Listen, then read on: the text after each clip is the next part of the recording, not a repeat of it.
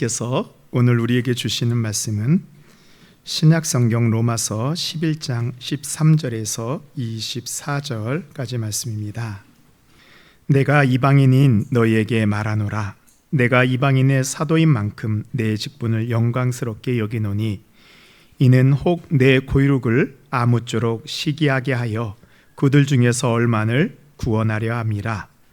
그들을 버리는 것이 세상의 화목이 되거든 그 받아들이는 것이 죽은 자 가운데서 살아나는 것이 아니면 무엇이리요? 제사하는 처음 익은 곡식 가루가 거룩한즉 떡덩이도 그러하고 뿌리가 거룩한즉 가지도 그러하니라. 또한 가지 얼마가 꺾이었는데 돌 감람나무인 내가 그들 중에 접분침비 되어 창 감람나무 뿌리에 진액을 함께 받은 자가 되었은즉 그 가지를 향하여 자랑하지 말라. 자랑할지라도 내가 뿌리를 보존하는 것이 아니요 뿌리가 너를 보존하는 것이니라. 그러면 내 말이 가지들이 꺾인 것은 나로 접붙임을 받게 하려 함이라 하리니 옳도다. 그들은 믿지 아니함으로 꺾이고 너는 믿음으로 섰느니라. 높은 마음을 품지 말고 도리어 두려워하라. 하나님이 원 가지들도 아끼지 아니하였은즉 너도 아끼지 아니하시리라. 그러므로 하나님의 인자하심과 준엄하심을 보라. 넘어지는 자들에게는 준엄하심이 있으니 너희가 만일 하나님의 인자하심에 머물러 있으면 그 인자가 너희에게 있으리라. 그렇지 않으면 너도 찍히는 바 되리라. 그들도 믿지 아니하였는데 머무르지 아니하면 접붙임을 받으리니 이는 그들을 접붙이실 능력이 하나님께 있음이라. 내가 원 돌 감람나무에서 찍힘을 받고 본성을 거슬러 좋은 감람나무에 접붙임을 받았으니 원 가진 이 사람들이야 얼마나 더 자기 감람나무에 접붙이심을 받으랴. 아멘. 이것은 하나님의 말씀입니다. 우리가 신앙생활 하다 보면요 궁금한 것이 참 많이 있습니다. 혹시 여러분들 그런 생각 안 해보셨어요? 우리가 유대인도 아닌 우리 이 한국 사람이, 이 동양 사람이 어떻게 하나님의 자녀가 될 수 있나? 내 죄가 어떻게 용서받고 내가 새롭게 될 수 있나? 내가 어떻게 열매를 맺을 수 있나? 라는 그런 의문이 들 때가 있습니다. 그렇지요, 예수님을 믿고 우리는 구원받았습니다. 그렇지만 우리의 마음 가운데서 이런 질문들이 들 수 있습니다. 근데요, 이런 질문들이 들을 때 어떤 분들은 내가 이상한 건가? 내 믿음이 떨어진 건가? 그렇게 생각하실 수 있는데요, 이것은 이상한 것이 아닙니다. 우리의 신앙이 제대로 성장하고 있다는 증거입니다. 질문이 우리의 신앙을 성장하게 합니다. 우리 이 청소년기에 있는 자녀들이요, 사춘기를 잘 지내야지만 이 건강하게, 몸과 마음이 건강하게 성장하는 것 같이 우리의 신앙도 사춘기를 지날 때가 있습니다. 그 질문을 제대로 하고 답을 찾을 때 우리는 신앙의 사춘기를 지나서 장년한 신앙인으로 성장할 수 있습니다. 그렇습니다. 우리가 어떻게 하나님의 자녀 될 수 있을까요? 혹시 저는 옛날에 그런 생각을 해봤습니다. 혹시 나도 유대인이 되면 그러면 혈통적으로 하나님의 자녀가 되지 않을까? 이 유대인들 가운데에서도 예수님을 믿기로 작정한 사람들이 있습니다. 즉 유대교에서 기독교로 개종한 사람들을 메시아닉 주라고 합니다. 이 주가 이 주이시 유대인이라는 뜻이거든요. 근데 유대교에서는요 지금도 예수님을 거짓말장애로 가르칩니다. 어릴 때부터 그런 이야기를 들은 환경 속에서 예수님을 믿는다는 것은 정말 기적같이 놀라운 일입니다. 이들은요 이 구약의 율법과 또한 이 예수 그리스도를 믿는 그 신앙 안에서 성장하였기 때문에요, 이 메시아닉 주 계통의 교회들은 이게 유대교인지 기독교인지가 좀 이렇게 잘 구분해지지 않고 좀 이렇게 좀 섞여 있습니다. 요즘에 한국의 어떤 교회는 이 메시아닉주 계통의 교회와 같이 유대교를 좀 따라가려고 하는 교회들이 있습니다. 예수님을 믿지만 구약의 절기를 문자적으로 지키려고 하고, 이 찬양을 할 때도요, 이 어떨 때에는 우리가 알아듣지도 못하는 히브리어로 찬양을 하면서 이 찬양만 하나님 받으실 거라고 얘기도 합니다. 이 교회 강대에도요, 이 유대교식으로 장식을 하기도 합니다. 물론 신앙의 교육적인 측면에서는 이것이 도움이 될 수 있지만, 그렇게 한다고 해서 구약의 율법을 지키고 히브리어로 노래를 하고 앞에를 이 유대 장식처럼 한다고 해서 우리가 유대인이 될 수 있을까요? 아니요, 될 수 없습니다. 제가 예전에 신앙생활을 처음 할 때요, 그때 제가 막 예수님을 만나고 너무 뜨거웠어요. 그래서 막 이 성경을 읽는데요, 성경에 보니까 구약에서는 나 희생제사를 드렸잖아요. 나도 희생제사를 드려야지만 하나님이 내 죄를 용서하시고 내가 선민 될 수 있지 않을까라는 그런 깊은 고민을 한 적이 있습니다. 그래서 이 성경을 문자적으로 지키려고 좀 노력했었습니다. 이 구약 성경에 보면요, 이 농사를 지을 때도 씨앗을 파종할 때도 섞어서 씨앗을 파종하지 못하도록 율법에 정해 놨습니다. 왜냐하면 순수성을 지키는 것을 그 씨앗 파종하는 것에다가 율법의 정신으로 담아 놓은 거예요. 그래서 제가 이것을 어떻게 제가 해석했냐 하면, 나는 음식을 먹을 때 내가 음식을 섞어서 먹지 않겠다 라고 해서요, 저는 정말로 한 1년 정도는 비빔밥은 안 먹었습니다. 안 믿으세요? 저희 엄마가 저를 혼내켰습니다. 너 왜 비빔밥을 안 먹니? 왜? 그러니까 우리는 혈통적으로 아브라함의 후손도 아니고 유대인도 아닙니다. 그래서 혈연적으로 하나님의 백성이 되는 것은 불가능합니다. 혹시 여러분들이 다른 사람들한테 복음을 전할 때 친구들이 혹시 그렇게 묻는 적이 있지 않았나요? 야, 왜 우리 한국 사람이, 왜 유대인들이 다른 나라 사람들이 쓴 성경을 읽어야 되냐라고 혹시 질문하지는 않았습니까? 그때 그 여러분들은 어떻게 대답하세요? 야, 쓸데없이 이상한 거 물어보지 말고 일단 믿어봐. 근데 이게요, 사실은 이상한 질문이 아닙니다. 우리의 신앙생활에 있어서 우리가 넘어가야 되는 중요한 질문입니다. 이 질문에 대한 복음적이고 성경적인 내가 답을 가지고 있어야 합니다. 오늘 우리가 읽고 있는 로마서는 이 사도 바울이 로마 교회에 쓴 편지인데요, 이 로마 교회가 이 유대인들과 이방인들 간의 갈등이 아주 심각했던 그런 적이 있습니다. 특별히 로마서 9장부터 11장까지는요, 이 유대인과 이방인의 갈등이 너무 심해서 사도 바울이 이것을 이해시키기 위해서 감람나무에 접붙이는 비유를 통해서 우리에게 말씀해 주는 것입니다. 먼저 16절의 말씀을 보시면 이 제사하는 떡덩이와 뿌리가 나옵니다. 제사하는 처음 익은 곡식가루가 거룩한 즉 떡덩이도 그러하고 뿌리가 거룩한 즉 가지도 그러하니라. 이 말은요, 유대인의 속담입니다. 이스라엘 백성들이 자신들이 하나님의 선택받은 선민이라는 것을 자랑할 때 사용하는 속담입니다. 여기서 제사하는 처음 익은 곡식가루라는 표현은요, 이 제사를 드릴 때 소제라고 해서 이 곡식의 가루를 하나님 앞에 올려드리는 제사가 있습니다. 그러면은 이제 하나님 앞에 제사 드리려고 이만큼의 이제 곡식을 준비했어요. 그럼 하나님 앞에 제사 드릴 때에는 전부 다 드리는 것이 아니고 소제로 요만큼의 제사를 하나님 앞에 올려드리고 불에 태워드리고 나머지는 이렇게 남아있잖아요. 그럼 유대인들이 어떻게 했냐면 그 나머지 있는 가루로 떡을 해서 먹으면 그 떡도 제사 드린 소제와 같이 거룩하다는 거예요. 뿌리가 거룩한 즉 그 가지도 거룩하다는 것은 뿌리만 거룩하면 그 뿌리에서 나온 모든 가지들은 거룩하다라는 것입니다.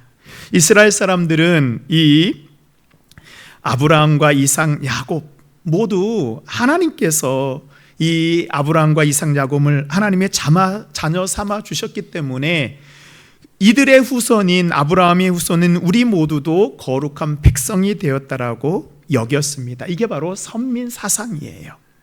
조상 뿌리가 거룩하니 그 뒤에 나오는 가지, 그런 이스라엘 사람들 모두 하나님이 선택해 주었다는 그런 이 자부심을 넘어 자만심이죠.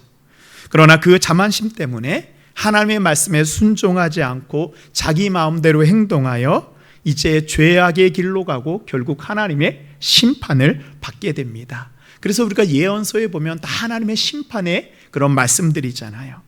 하나님께서는 그러나 심판받아 멸망할 수밖에 없는 이스라엘 백성을 구원하기 위해서 수많은 선지자들을 보냈고요, 마지막에는 예수 그리스도를 메시아로 그들에게 보내주셨는데 이스라엘 사람들은 깨닫지 못하고 예수님을 받아들이지 않고 십자가에 못 박는 더 큰 죄악을 범하게 됩니다.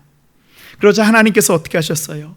이 예수님을 영접하지 않는 유대인들, 이스라엘 사람들을 대신하여서 이제는 유대인이 아닌 이방인들에게도 하나님의 구원의 은혜를 베풀어 주시기로 작정하셨습니다. 그래서 이방인들이요, 사도 바울을 통해서, 베드로를 통해서 하나님께 돌아오는 역사가 일어나잖아요. 근데 이방인들이 이번엔 이렇게 하는 거예요. 와, 하나님이 선민인 저 유대인들을 버리고 우리 이방인들을 하나님의 백성으로, 자녀로 선택해 주셨다라는 그런 마음 때문에 이방인들도 이제는 자만에 빠지고 말았습니다. 원래 이 로마 교회는 처음에 유대의 그리스도인들이 세운 교회입니다. 그런데요, 이 로마의 황제 중에서 이 글라우디오가 이 유대인들 추방령을 내리게 됩니다. 로마에 있는 모든 유대인들은 다 떠나라라고 하면서 쫓겨나게 됩니다. 그때 유대 그리스도인들이 로마 교회에서 다 흩어져서 다른 데로 갑니다. 우리가 사도 바울과 함께 사역하였던 우리 아굴라 브리스길라 부부 있죠? 이들도 바로 로마에서 추방을 받아서 고린도에 왔다가 사도 바울과 함께 동역자가 된 것입니다. 사도행전 18장 2절에 보면 아굴라라 하는 본도에서 난 유대인이 한 사람을 만나니 황제 글라우디오가 모든 유대인들을 명하여 로마에서 떠나란지라 한 고로 그가 그 안에 브리스길라와 함께 이달리아로부터 새로 온지라 바울이 그들에게 가매. 이제 이게 그런 배경이 있는 것입니다. 이제 시간이 지나서요, 이제 글라우디오 황제가 죽고 추방년도 다 사라졌습니까? 그러니까 흩어졌던 유대인들이요, 유대 그리스도인들이 로마 교회로 딱 돌아왔습니다. 그러니 로마 교회에 와보니 이 이방인들이 원래 이 로마 교회를 세운 자신들을 무시하고 교회의 주인처럼 마음대로 행동하는 것입니다. 그래서 이들의 갈등이 이제 점점점 커지게 되어서 어디까지 가냐? 야, 그럼 어떻게 해야지 구원을 받을 수 있는 거냐? 유대의 교회의 율법을 지켜야 될 것인가? 안 지켜야 될 것인가? 유대 그리스도인들은 이렇게 얘기했습니다. 그래, 예수님을 믿되 우리도 믿지만 구약의 율법도 함께 지켜야지 구원받을 수 있다라고 얘기했습니다. 그리고 우리가 원래 선택받은 아브라함의 자손이기 때문에 진짜 하나님의 자손이고 너희들은 양자밖에 되지 않는다. 그런데요, 이 사도 바울이요, 그 로마 교회에 대해서 구원이 무엇인지 정확하게 말씀해주고 있습니다. 우리 로마서 1장 16절 17절인데요, 제가 16절 읽고 우리 17절 성도님들이 읽겠습니다. 내가 복음을 부끄러워하지 아니하노니 이 복음은 모든 믿는 자에게 구원을 주시는 하나님의 능력이 됨이라. 먼저는 유대인에게요, 그리고 헬라인에게로다. 복음에는 하나님의 의가 나타나서 기록된 바 오직 의인은 믿음으로 말미암아 살리라 함과 같으니라. 아멘. 우리가 구원을 받는 것은 율법을 지킴이 아니요 하나님을 믿는 믿음으로 구원을 받는 것입니다. 우리의 구원의 근원이 오직 예수 그리스도입니다. 유대인에게나 이방인인 헬라인에게도 모두 마찬가지라는 거죠. 로마서 8장 1절 말씀입니다. 그러므로 이제 그리스도 예수 안에 있는 자들에게는 결코 정죄함이 없나니 이는 그리스도 예수 안에 있는 생명의 성령의 법이 죄와 사망의 법에서 너를 해방하였음이라. 아멘. 이게요, 이방인 그리스도인 같은 우리에게 정말로 중요한 말씀입니다. 내가 어디에서 태어났든지, 내가 과거에 어떤 죄를 지었든지, 율법을 제대로 지키지 못함에도 불구하고 예수 그리스도 안에 있으면 죄와 사망의 법이 우리를 주장하지 못하고 우리는 생명을 얻게 된다는 것입니다. 사도 바울은요, 이것을 로마 교회에 또한 우리에게 깨닫게 하기 위해서 젖붙임의 원리를 말씀하고 있습니다. 혹시 여러분 나무에 젖붙인다라는 이야기 들어보셨나요? 예, 저는 이 농촌에서 중학교를 나왔습니다. 그래서 제가 중학교 때 이 농업이라는 그런 과목이 있었어요. 근데 그 농업책에 보면 젖붙이는 것이 나옵니다. 이 젖붙이는 것은 이 열매를 맺을 때요, 튼튼하고 좋은 열매를 많이 맺게 하기 위한 원예 기술입니다. 한번 제가 돌배나무로 예를 들어보겠습니다. 이 산에 있는 야생 돌배나무 있잖아요. 나무가 튼튼하고, 그런데 그 돌배나무에서는 어떤 열매가 맺히죠? 돌배, 이 작은, 이 좀 먹지 못하는 쓸모없는 열매가 맺혀요. 그러니까 먹기에 좋지 못합니다. 그런데 이 과수원에 있는 참배나무는 어때요? 열매는 크고 좋은데 나무가 좀 튼튼하지 못해서 병에 잘 걸리고요, 많은 열매를 맺지 못합니다. 그럼 이제 어떻게 했냐 하면 이 야생의 돌배나무에다가 이 참배나무를 딱 합치게 되잖아요.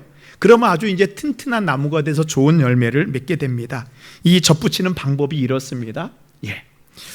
먼저 좋은 배가 열매는 참배나무 가지를 우리가 접이라는 표현을 합니다. 가지를 수도 있고 눈을 쓸 수도 있는데요.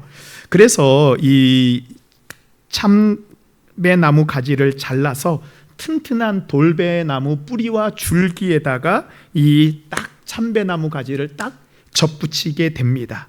그러면 어떻게 되냐 하면 이 튼튼한 돌배나무 뿌리와 줄기로부터 좋은 진액을 받아서 이 참배나무 가지는 좋은 참배 열매를 많이 또한 튼튼하게 맺게 됩니다. 이게 접붙이는 원리예요. 그런데 이 사도 바울은 접붙이는 원리를 우리가 알고 있는 방법과는 반대의 방법으로 설명하고 있습니다. 우리 로마서 11장 17절 말씀 우리 함께 읽도록 하겠습니다. 시작. 또한 가지의 얼마가 꺾이었는데 내가 그들 중에 접붙임 비 되어 창 감람나무 뿌리의 진액을 함께 받는 자가 되었은즉. 아멘. 이 접붙이는 원리가 있어요. 이건 뭐냐면 뿌리가 가지고 있는 특성을 가지고 열매를 맺는 게 아니고 접붙이는 가지의 특성에 따라서 이 접붙이는 가지가 좋으면 좋은 열매를 맺고 접붙이는 가지가 나쁘면 나쁜 열매를 맺는 것입니다. 그런데 이 오늘 사도 바울은 이제 창 감람나무와 돌 감람나무를 이야기하고 있습니다. 이 감람나무는 우리가 먹고 있는 이 올리브 열매 있잖아요. 올리브 열매입니다. 그러면 우리가 원래 알고 있는 방식으로 접붙임을 한다고 하면 돌 감람나무 뿌리에 창 감람나무 줄기를, 그 가지를 접을 붙여야지만 좋은 감람나무 열매를 맺게 되는데, 지금 사도 바울은 어떻게 하고 있나요? 한번 사도 바울은 접붙임의 원리를 이렇게 이야기하고 있습니다. 창 감람나무 줄기에다가 돌 감람나무 가지를 갖다가 접을 붙이는 거예요. 원래 자연적인 원리로 한다면은 이 나무에서는 어떤 감람나무 열매가 맺혀야 되죠? 그렇죠. 돌 감람나무 가지가 접붙여졌기 때문에 돌 감람나무 열매가 맺혀야 됩니다.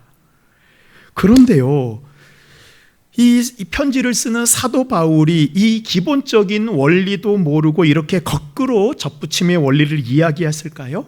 아니요, 바울도요 이 부분을 잘 알고 있었습니다. 그런데 왜 이렇게 거꾸로 얘기했을까요? 여기에 바로 십자가의 신비와 능력이 있는 것입니다. 사도 바울의 비유에서 돌 감람나무 가지는 누구일까요? 바로 이방인, 우리와 같은 이방인입니다. 그럼 원래 창 감람나무 가지는 누구죠? 바로 하나님의 자녀로 선택받았다고 하는 아브라함과 그들의 후손 유대인들입니다. 돌 감람나무인 이방인들이 참 감람나무이신 예수 그리스도께 접붙임이 되었습니다. 그러니까 자연적인 원리를 따르면 이렇게 접붙인 감람나무에서는 이 나쁜 열매, 돌 감람나무 열매가 맺혀야 합니다. 그런데 오늘 말씀해 보면 놀랍게도 이렇게 되었는데 참 감람나무 열매가 맺히고 있는 것입니다. 이방인들에게, 아브라함과 유대인들에게만 주신 하나님의 구원의 열매가 맺히는 것이 아니고요, 이방인들에게도 이런 구원의 열매가 맺히는 것입니다. 여기에 하나님의 뜻이 있습니다. 우리를 구원하신 하나님은요, 우리의 본성, 우리의 혈통, 내 혈연이 어떠하든지 상관하지 않고요, 우리의 과거가 어떠하든지 상관하지 않고 바로 우리가 예수 그리스도께 접붙임 바 되게 되면 하나님께서는 우리에게 놀라운 구원의 열매를 맺게 해주시는 분입니다. 그래서 예수님께서 요한복음 15장에서 이렇게 말씀하고 있어요. 예수님도 요한복음 15장에서 사실은 이 접붙임의 원리를 말씀하고 있습니다. 요한복음 15장 5절 우리 함께 읽도록 하겠습니다. 나는 포도나무요 너희는 가지라. 그가 내 안에 내가 그 안에 거하면 사람이 열매를 많이 맺나니 나를 떠나서는 너희가 아무것도 할 수 없습니다. 아멘. 예수 그리스도는 이 포도나무 되는 줄기예요. 우리는 뭐라고요? 거기에 가지라는 거예요. 그가 내 안에 내가 그 안에 거한다라는 것은 바로 연합한 접붙임입니다. 그럼 우리가 무슨 열매를 맺나요? 이 좋은 포도나무 열매를 맺게 된다라고 말씀하고 있습니다.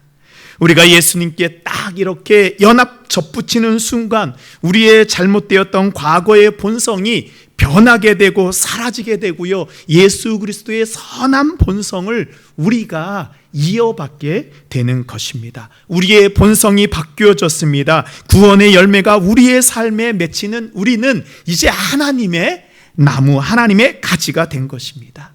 이게 바로 하나님의 은혜이지요. 죽을 수밖에 없는 우리를 구원하시고 우리의 죄악된 본성을 바꾸어서 선한 열매를 맺게 해주시는 하나님의 능력입니다.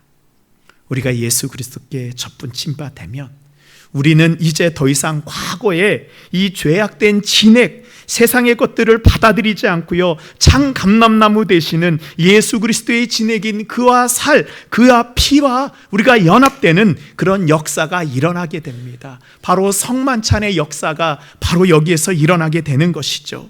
예수 그리스도의 십자가의 진액, 그리스도의 보혈이 우리의 본성을 바꾸어 주셨습니다.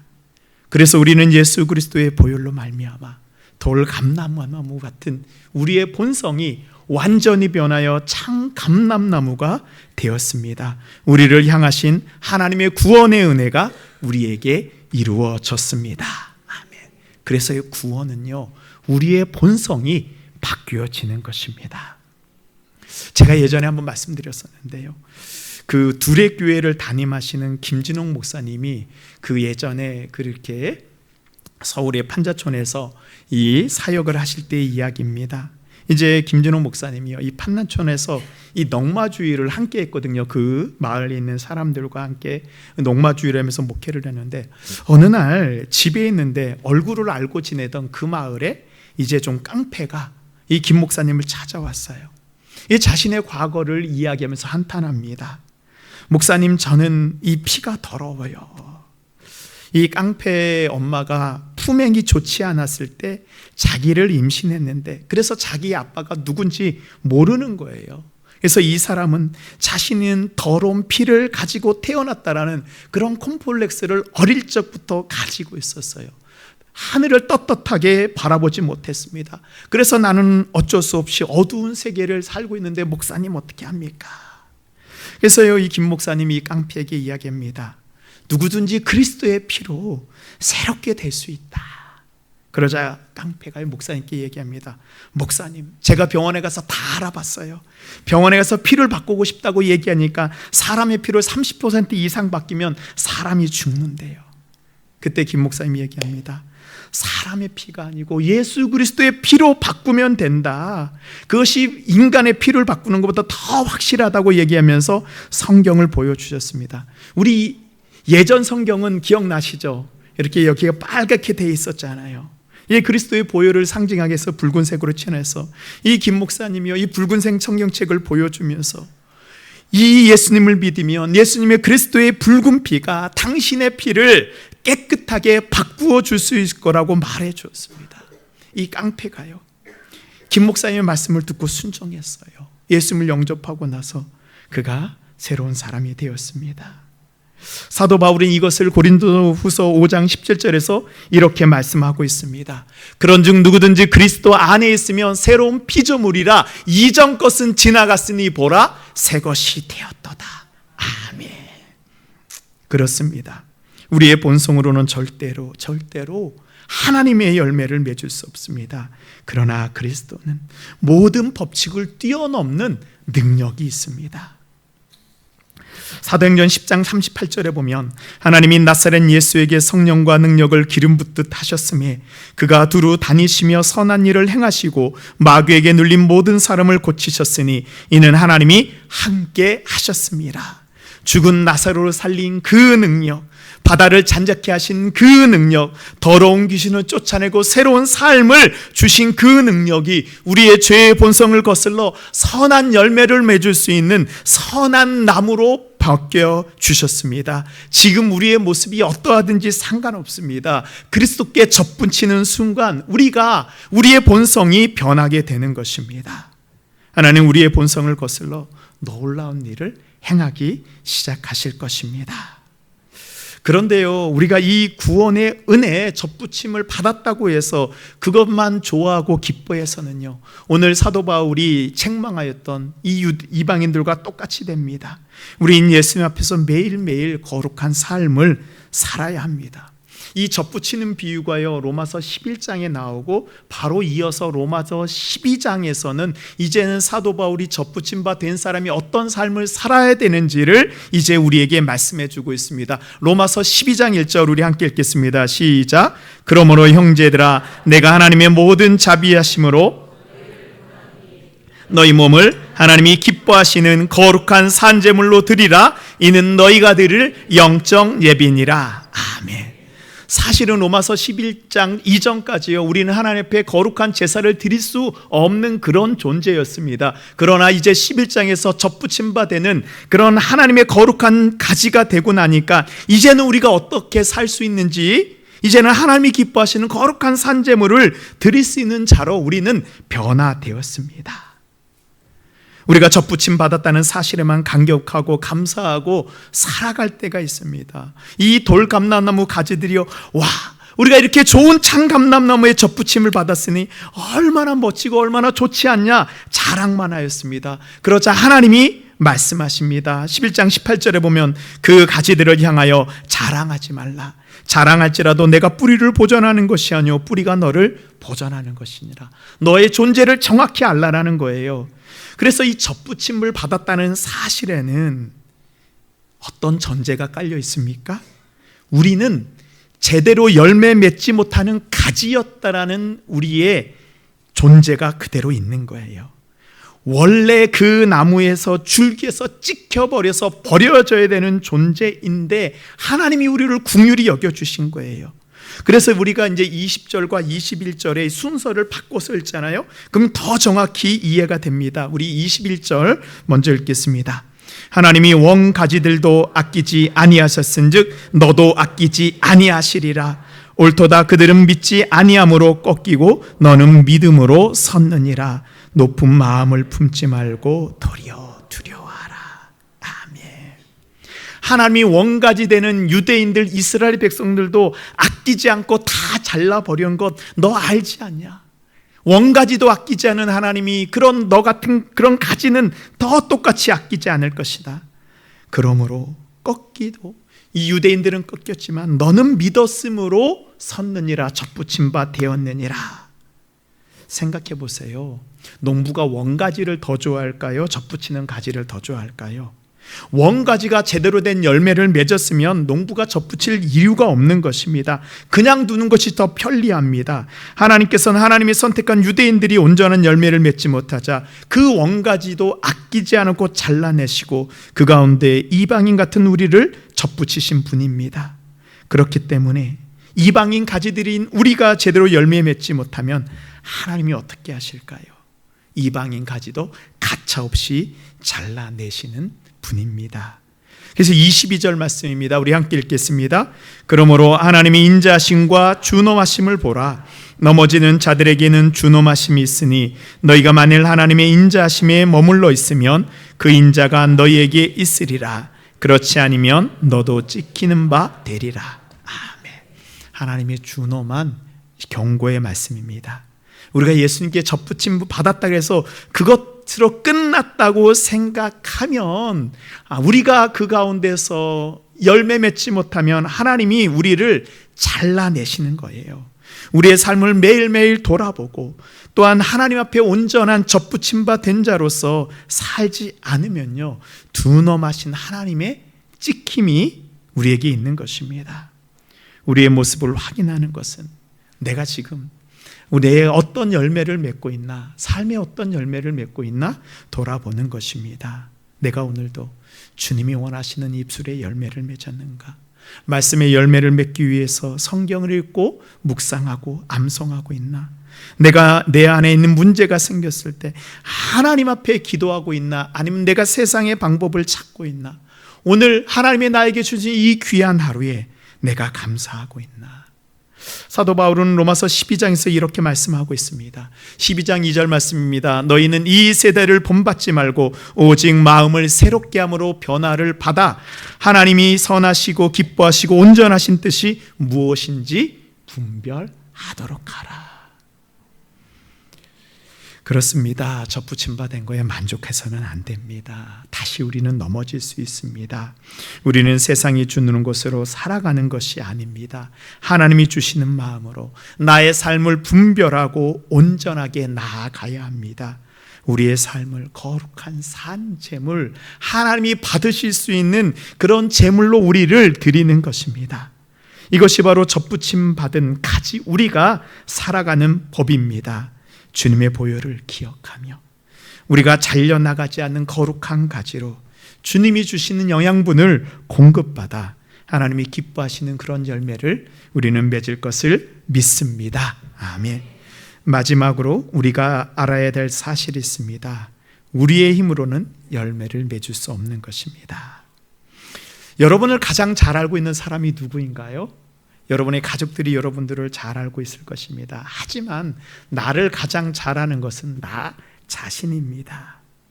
우리가 아무리 마음을 먹어도 그 다음날 내 모습을 보면 어쩔 수 없이 또 과거의 죄악된 열매를 맺고 있는 우리의 모습을 보면서 우리는 실망하고 실망을 넘어서 절망하고 우리를 스스로 포기할 때가 있습니다. 예수님도 이것을 알고 계셨어요. 우리 로마서 11장 24절 보면 내가 원 돌 감람나무에서 찍힘을 받고 본성을 거슬러 좋은 감람나무의 접붙임을 받았으니. 중요한 말씀이 있어요. 본성을 거스르는 것. 네. 이게 바로 예수님이 우리에게 주시는 가장 큰 은혜입니다. 우리가 지금 이 자리에서 예배 드릴 수 있는 것, 바로 하나님께서 우리를 이제 돌 감람나무에서 찍어내어 좋은 창 감람나무의 접붙임비로 작정하셨고 우리의 본성을 거슬러 우리를 변화시키기로 마음먹으셨다라는 말씀입니다. 그런데 어때요? 우리는 여전히 과거의 이 돌 감람나무의 진액을 자꾸 의지하려는 그런 이 관성을 가지고 있어요. 죄의 관성이 얼마나 무서운지 압니까? 내가 주님 앞으로 똑바로 가려고 해도요, 내가 과거에 잘못 갔던 죄의 관성이 우리를 붙잡아서 우리를 자꾸 넘어지게 하는 것입니다. 그럼 이제는 우리는 어떻게 해야 됩니까? 접붙임 바 되었다면 이제는 창감나무 대신은 그 예수 그리스도의 그 뿌리의 진액을 이제는 받아들여야 됩니다. 그래서요, 접붙임 바 되었다라는 것은 이제 주님이 주시는 그 부혈로 말미암아 우리의 존재가 완전히 변화되었다라는 것입니다.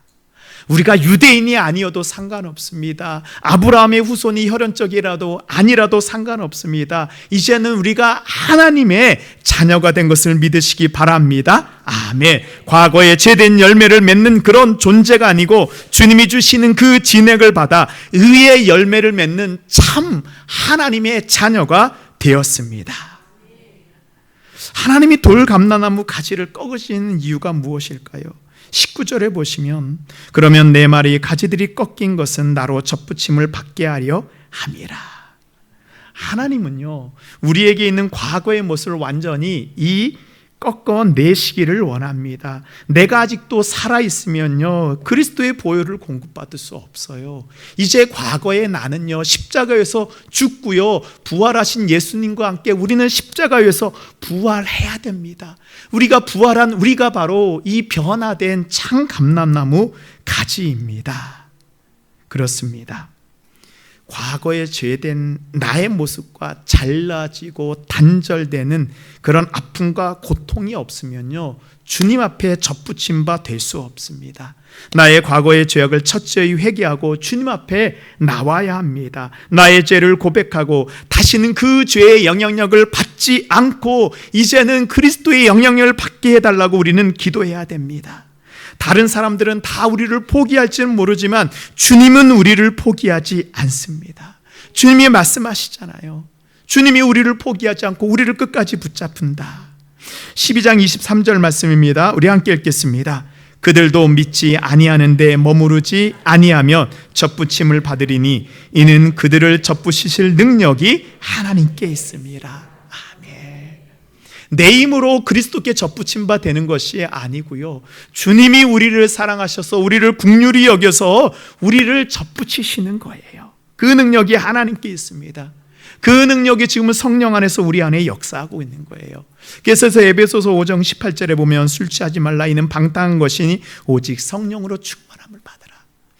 이 예수 그리스도의 뿌리로부터 공급되는 것을 성령으로 비유하고 있습니다. 성령이 우리 안에 충만할 때 더 이상 과거의 죄의 영향력이 아니고 우리는 성령의 선한 인도하심을 받고 됩니다. 세상의 죄에 대해서 우리는 승리할 수 있습니다. 그렇습니다. 이제 우리는 돌 감람나무의 삶이 아닌 참 감람나무 되시는 예수님과 함께 하나님의 진정한 자녀가 되었습니다. 이런 사람을 히브리서 38절에서 이렇게 비유하고 있습니다. 이런 사람은 세상이 감당하지 못하느니라. 아멘. 지금까지는 세상이 우리를 흔들고 세상이 우리를 좌지우지했다면 이제는 그리스도의 보혈 성령으로 우리가 가득 채워질 때 이제는 세상이 감당할 수 없는 믿음의 사람 되는 것을 믿으시기 바랍니다. 아멘. 사랑하는 성도 여러분, 우리 모든 예수님께 접붙임 바 되었습니다.